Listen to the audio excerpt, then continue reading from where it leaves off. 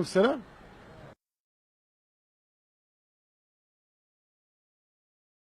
هادشي ديال الانتخابات اخا صراحة بالنسبة لي انا كان داكشي هو اللي زعما صراحة، وكاين بزاف ديال ولكن الحمد لله على كل، وغالبا زعما غتكون وهداك الشيء مزيان.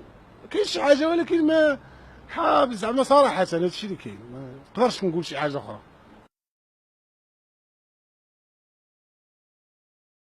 الولايه كاينه ديال الدار البيضاء هي اللي كاينه، لا غيعطيو ما عرفتش اخا الله اعلم، ما نقدرش نقول لك انا.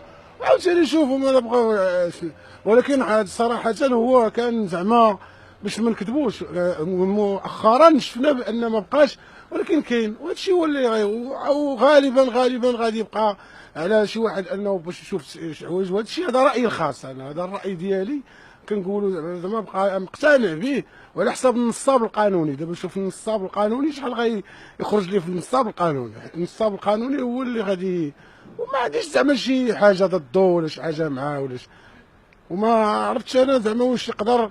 ولكن الولايه راه عندها مواليها، ما نظنش زعما يعاود ياخذ هذيك الولايه. كاينه هنا في الدار البيضاء كاينه وحده هي اللي كنعرفها انا، ما عرفتش كاين شي ثانيه. ما هادشي هذا هو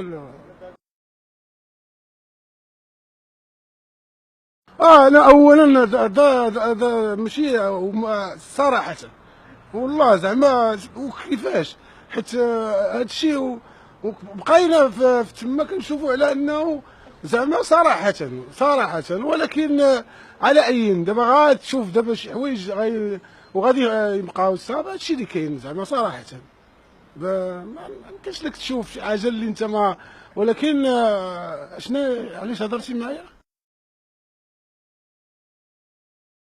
متقاعدين واش كانوا قاعدين وما كانوا جالسين؟ لا حيت قلتي وقفه وهما متقاعدين. قاعدين هما واش كانوا قاعدين ووقفوا؟